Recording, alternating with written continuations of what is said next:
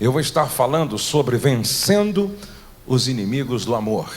Vencendo os inimigos do amor. Em Apocalipse capítulo 2, verso 4, Jesus, ele faz uma reclamação para uma igreja que estava lá na cidade de Éfeso. Esta igreja tinha um compromisso de amor intenso por Jesus, mas de repente, por algum motivo, esse amor foi esfriando. E aí Jesus manda uma carta através de João com esse texto, Apocalipse 2 e 4. Porém, tenho uma coisa contra vocês, é que agora vocês não me amam como me amavam no princípio. Vocês não me amam como me amavam no princípio. Paulo escreve para a igreja de Corinto a mais bela definição ou descrição de amor. Eu acho que ninguém escreveu um texto tão bem explicado, definido, completo sobre amor como Paulo, inspirado por Deus. 1 Coríntios capítulo 13, ele escreve assim a partir do verso 4: quem ama é paciente e bondoso. Quem ama não é ciumento, nem orgulhoso e nem vaidoso. Quem ama não é grosseiro nem egoísta. Não fica irritado, nem guarda mágoas. Quem ama não fica alegre quando alguém faz uma coisa errada, mas se alegra quando alguém faz o que é certo. Quem ama nunca desiste. Quem ama nunca desiste, porém suporta tudo com fé, esperança e paciência. O amor é eterno. O amor precisa de ser nutrido e protegido. O amor precisa de ser nutrido e protegido. Eu sei que amar, antes de ser um sentimento, é uma decisão, é uma escolha. E quais são alguns dos muitos inimigos do amor? Eu poderia listar hoje pelo menos 10 inimigos do amor. Seria uma semana de ministração. Mas hoje eu vou falar, quem sabe, de 2 inimigos do amor. O primeiro inimigo do amor é o mau humor crônico. Dá para repetir comigo? Mau humor crônico. Lia Luft, a escritora de ganhos e perdas, ou perdas e ganhos, ela, em um texto que escreveu para a revista Veja, ela diz o seguinte: nem sempre falta amor. Muitas vezes o que está faltando é humor. Quando Paulo escreveu Gálatas capítulo 5, versos 22 e 23, ele começa com amor. Até porque o amor é a raiz que alimenta todas as outras virtudes. Se o orgulho é a raiz que alimenta todos os outros pecados, o amor é a raiz que alimenta todas as outras virtudes. E ele começa com amor e segue dizendo alegria. E é interessante que em Eclesiastes capítulo 3, o escritor diz que há tempo de chorar e tempo de saltar de alegria. Como nós poderíamos definir senso de humor? Alguém que tem senso de humor é capaz de perceber, apreciar ou expressar o que é engraçado, interessante ou absurdo. E fica claro que senso de humor é mais do que brincadeiras ou hilaridades superficiais de gargalhadas e tapas nas costas. Podemos afirmar que o senso de humor genuíno é como a alegria profunda da qual Paulo fala quando descreve a lista das virtudes do fruto do Espírito em Gálatas 5.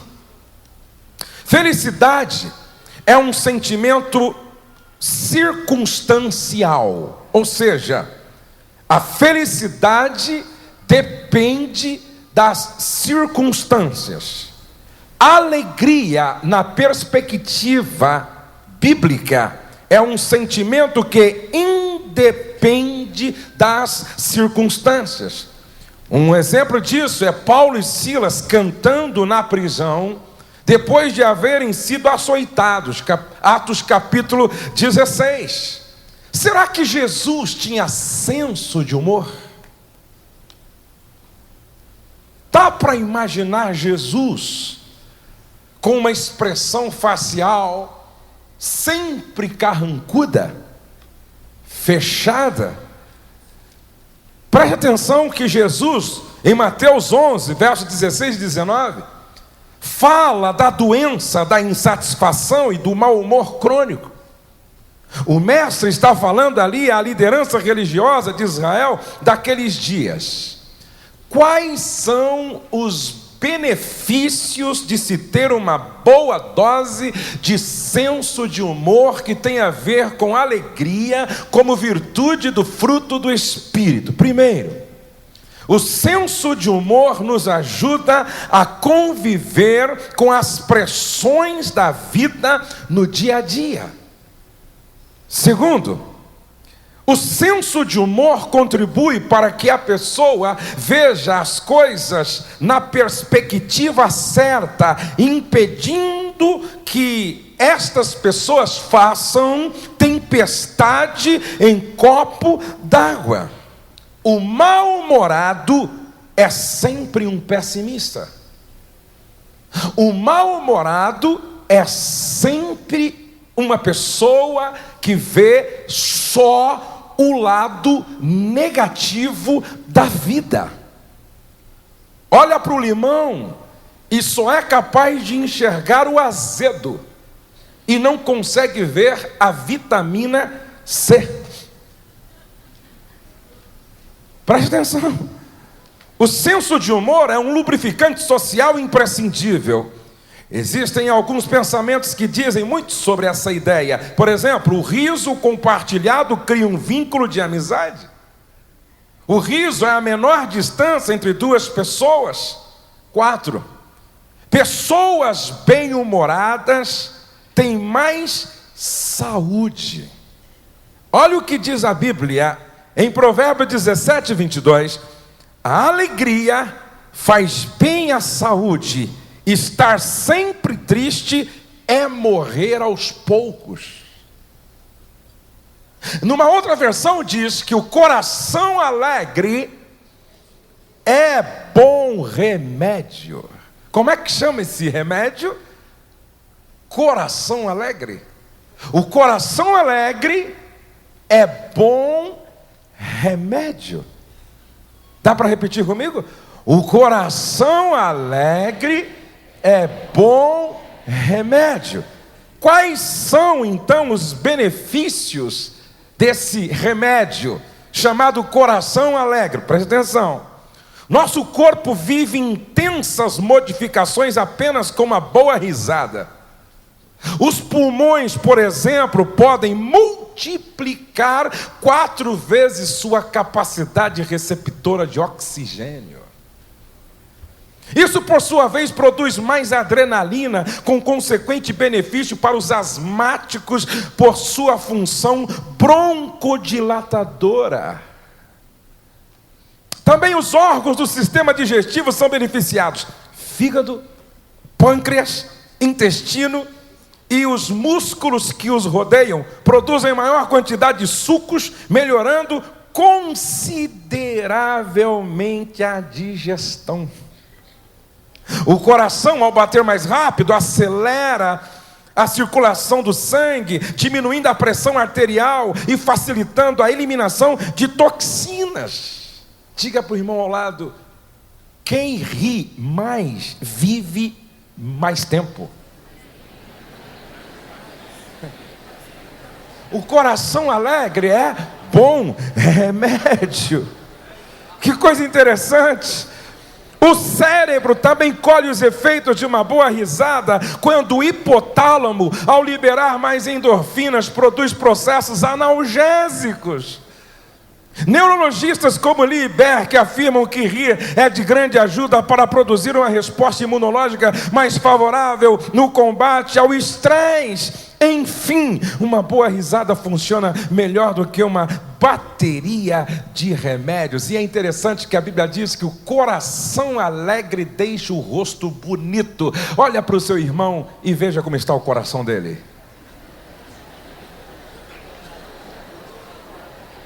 O coração alegre formoseia o rosto. Quem ri mais envelhece menos, porque contrai menos nervos da face. Segundo, vamos medir aqui o nosso grau de irritabilidade. Vamos medir o nosso grau de irritabilidade. Há um capítulo que você deveria ler com calma na sua casa, em Provérbios. É o capítulo de número 15, porque o capítulo de número 15 do livro de Provérbios nos ajuda a fazer uma autoavaliação de como vai o nosso nível de irritabilidade. E alguém disse a verdade: uma pessoa irritada, mal-humorada, com o nervo à flor da pele, usa um martelo para matar um mosquito na cabeça do outro.